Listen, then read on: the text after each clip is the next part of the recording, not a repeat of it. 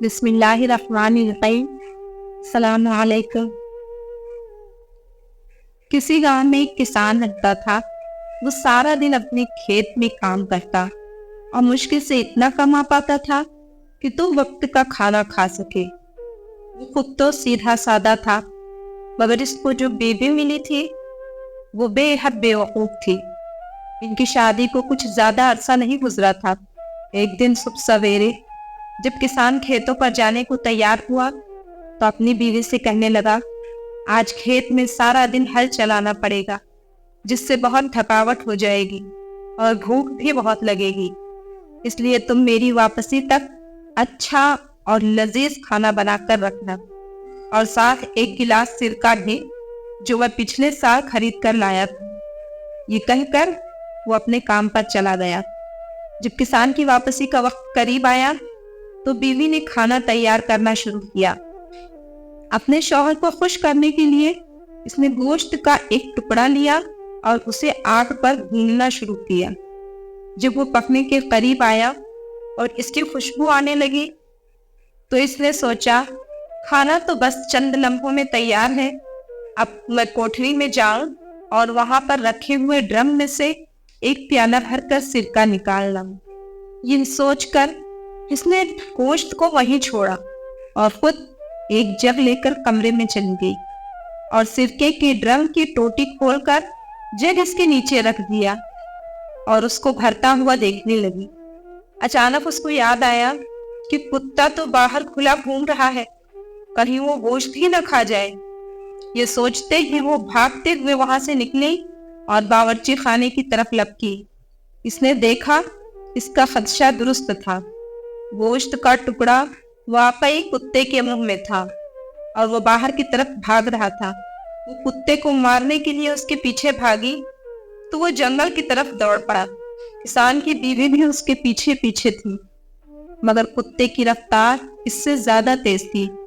وہ گوشت کا ٹکڑا لے کر جنگل میں غائب ہو گیا۔ تھک ہار کر اور مایوس ہو کر وہ بے چینی گھر واپس آ گئی۔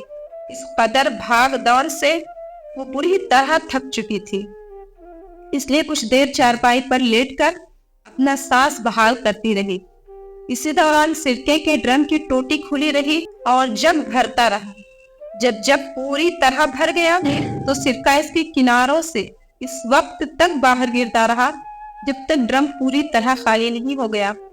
کچھ دیر آرام کرنے کے بعد جب کسان کی بیوی کو سرکے کے ڈرم کا خیال آیا تو وہ ایک دم اٹھی اور کوٹھنے کی طرف بھاگی، مگر اس وقت تک ڈرم پوری طرح سے خالی ہو چکا تھا۔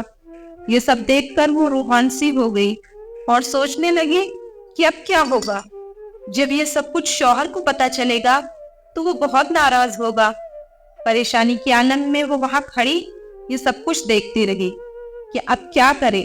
اچانک اس کی نظر آٹے کی ایک بہت بڑی بوری پر پڑی جو اس کا شوہر چند دن پہلے ہی چکی سے خرید کر لایا تھا۔ یہ بوری دیکھتے ہی اس کے سیدھے سادھے ذہن میں ایک ترکیب آئی کہ اگر وہ یہ آٹا فرش پر بکھیر دے تو یہ سارا سرکہ جذب کر لے گا اور فرش اچھی طرح صاف ہو جائے گا۔ اتنی شاندار ترکیب سوچنے پر اس نے دل ہی دل میں اپنے آپ کو شاباشی دی اور بوری کھول کر آٹا فرش پر بکھیرنے لگی۔ اسی دوران بے دھیانی میں اس کا پاؤں سرکے سے بھرے اس جگ سے ٹکرایا جو ڈرم کے نیچے پڑا تھا۔ جگ بھی الٹ گیا تو اس کے اندر کا سارا سرکہ بھی بہہ گیا۔ اب وہ مزید پریشان ہو گئی۔ اس نے باقی کا سارا آٹا بھی فرش پر بکھیر دیا اور سوچنے لگی کہ ابھی سب کچھ ٹھیک ہو جائے گا۔ کسان گھر لوٹا تو اسے شدید بھوک لگ رہی تھی۔ اس نے آتے ہی پوچھا، آج کھانے میں کیا پکا ہے؟ بیوی منہ بنا کر بولنے لگی، میں نے آگ پر تمہارے لیے مزیدار گوشت بھونا تھا، مگر کتا لے کر بھاگ گیا۔ جب میں اسے مارنے کو بھاگی تو سارا سرکہ بہہ گیا۔ اب میں نے آٹے کی مدد سے کمرے کا سارا فرش صاف کر دیا اور اب وہ کمرہ بہت صاف ستھرا نظر آ رہا ہے۔ تمہیں پریشان ہونے کی ضرورت نہیں ہے۔ اس کی بات سن کر کسان نے اپنا سر پیٹ لیا اور پریشان ہو کر کہنے لگا، वो बेवकूफ औरत, तुमने ये सब क्या कर दिया? तुमने गोश्त को चूल्हे पर क्यों छोड़ दिया था? और फिर सिरके के ड्रम की टोटी भी खुला छोड़ दिया। चलो वो तो हुआ, तुमने सारे आटे का भी सत्यानाश कर दिया। इसकी बात सुनकर बीवी तेज लहजे में बोली, अब मैं क्या करूं? ये सब कुछ तो पहले ही बताना चाहिए था ना, कि गलत क्या है और सही क्या है। किसान जानता था कि इसकी बीवी कम अकल है, लिहाजा इसके साथ झगड़ा मुनासिब नहीं। इसने सोचा कि मुझे खुद ही इस बात का ख्याल रखना होगा। ये सोचकर वो चुप हो गया। इस दिन उन्होंने आलू उबाल कर खाए और पेट भरा। कुछ दिन ऐसे ही गुजर गए और कोई खास वाकया पेश ना आया। किसान अब खासा मुहतात हो गया था और बाहर जाने से पहले सब कुछ अपनी बीवी को समझाकर हिदायत कर जाता। एक दिन किसान अपने खेत में उगा हुआ पुराना दरख्त काट रहा था तो इसकी जड़ में से उसे सोने के कुछ सिक्के मिले। वो बहुत खुश हुआ कि अब जरूरत के वक्त इनको इस्तेमाल कर लेगा और कोई परेशानी ना होगी। इसने सोचा कि सोने के सिक्कों को किसी जगह छुपा कर रखूंगा। वो खुश था कि अब जरूरत के वक्त इनको इस्तेमाल कर लेगा और कोई परेशानी भी नहीं होगी, मगर इसको अपनी बीवी की तरफ से खतरा था कि कहीं वो इनका राज न खोल दे। ये सोचकर वो बीवी से बोला, देखो ये मेरे पास पीले रंग की कुछ बटन है, मैं इनको एक डब्बे में डालकर जमीन में दबा रहा हूँ। तुम ना तो इनके करीब जाओगी और ना ही इनको छूओगी। ठीक है, जैसा तुम कहते हो मैं वैसा ही करूंगी। मैं इनको ना तो वहां से निकालूंगी और ना ही छूऊंगी। बीवी ने इसे यकीन दिलाया। कुछ रोज बाद जब किसान खेतों पर गया हुआ था, गली में एक फेरी वाला आया। इसके साथ इसका मददगार भी था। वो मिट्टी से बने खूबसूरत नक्शो निगार वाले बर्तन लाद कर फरोख्त कर रहे थे। इनकी आवाज सुनकर किसान की बीवी ने गली में झांका तो ये बर्तन देखकर इसका जी ललचा गया। ये देखकर फेरी वाला पूछने लगा, क्या तुम बर्तन खरीदना चाहती हो? हाँ, मगर मेरे पास पैसे इस वक्त नहीं है। फिर कुछ सोच कर बोली, क्या तुम इन बर्तनों के बदले पीले बटन लोगे? फेरी वाला इसकी बात सुनकर हैरान रह गया और पूछने लगा, कैसे पीले बटन? क्या तुम मुझे पीले बटन दिखा सकती हो? किसान की बीवी बोली, वो पीले बटन मेरे शौहर ने एक डब्बे में डालकर जमीन में दबा रखे हैं, मगर इसने मुझे मना किया है कि मैं इनको हाथ न लगाऊंगी, इसलिए तुम खुद ही इनको वहां से निकाल कर देख लो। इसकी बात सुनकर फेरी वाला हैरान रह गया। वो फौरन शहर में जाकर वो जगह खोदने लगा जहां इसकी निशानदही की गई थी। डब्बे के अंदर जब इसने सोने के सिक्के देखे तो इसकी आंखें खुल गई। सारे सिक्के समेटकर जेब में डाले और इसके बदले किसान की बीवी को अपने सारे मिट्टी के बर्तन देकर अपने साथी के साथ फौरन वहां से 9-11 हो गया। वो समझ गया था कि ये औरत आला दर्जे की अहमक है, जिसे पीले बटनों और सोने के सिक्कों का फर्क भी नहीं मालूम। दूसरी तरफ किसान की बीवी सारे बर्तन हासिल करके बहुत खुश थी। वो समझ रही थी कि इसने फेरी वाले को लूट लिया है और चंद पीले बटनों के बदले इतने सारे बर्तन खरीद लिए। खुशी खुशी इसने वो सारे बर्तन घर में इधर उधर सजा दिए। थोड़ी देर बाद जब किसान दोपहर का खाना खाने के लिए आया तो घर में इतने सारे नए बर्तन देखकर चौंक गया और हैरत से बोला, अरे ये सब बर्तन कहाँ से आए? बीवी मुस्कुराते हुए बोली, देखो कितने खूबसूरत बर्तन हैं, ये सब मैंने तुम्हारे फिजूल पीले बटनों के बदले खरीदे हैं। किसान परेशान होकर चिल्ला उठा, जब मैंने तुम्हें मना किया था उन्हें हाथ नहीं लगाना तो फिर तुमने उन्हें वहां से क्यों निकाला? जहां मैंने उन्हें दबाया था मैंने उन्हें वहां से नहीं निकाला। मैंने तुम्हारी पूरी बात मानी। तुमने मुझे इनको छूने से मना किया था, इसलिए मैंने उन्हें हाथ भी नहीं लगाया। मैंने तो सिर्फ जगह बताई थी, फेरी वाले ने खुद ही खोद कर निकाल लिए। बीवी ने पूरी वजाहत से बात बताई। ओ बेवकूफ औरत, किसान गुस्से से अपने बाल नोचने लगा। तुमने वो जगह उसे बताई ही क्यों? तुमने मुझे इस बात से तो मना नहीं किया था। बीवी मासूम बनकर बोली। कान अपना सर पीटने और दीवारों से टकराने लगा। ارے बेवकूफ, वो सारे पीले बटन सोने के सिक्के थे, तुमने ये क्या कर दिया? बीवी बोली, ये तो तुम्हें पहले बताना चाहिए था ना, अब ये तुम्हारी गलती है। वो मुंह बनाकर बोली। किसान कुछ देर गुस्से में चिल्लाता रहा और इसी दौरान बीवी खड़ी मुंह बसोरती रही। फिर शौहर से कहा, मेरा ख्याल है बस सोने के सिक्के अभी वापस ले सकते हैं, वो दोनों अभी ज्यादा दूर नहीं गए होंगे, इनके पीछे चलते हैं। बीबी की बात सुनकर किसान भी कुछ सोचने लगा और फिर बोला, हाँ हम कोशिश तो कर ही सकते हैं, मगर अपने साथ कुछ लड्डू जरूर ले लेना, ताकि अगर रास्ते में भूख लगे तो वो हम खा ले। बीबी ने एक टोकरी में 2 लड्डू रख लिए और दोनों घर से निकलकर इस तरफ चल पड़े जिस तरफ फेरी वाला गया था। वो रास्ता जंगल की तरफ जाता था। किसान तेज चलता था, मगर इसकी बीवी की रफ्तार धीमी थी, इसलिए वो बार बार पीछे रह जाती थी। किसान उसे तेज चलने का इशारा करता, मगर इसने सोचा अगर पीछे रह भी जाऊं तो कोई मसला नहीं, इसलिए कि जब हम घर वापस जाने लगेंगे तो मुझे शौहर की निस्बत कम फासला तय करना पड़ेगा। इस तरह चलते चलते बीवी शौहर से काफी पीछे रह गई। सामने एक छोटी सी पहाड़ी थी।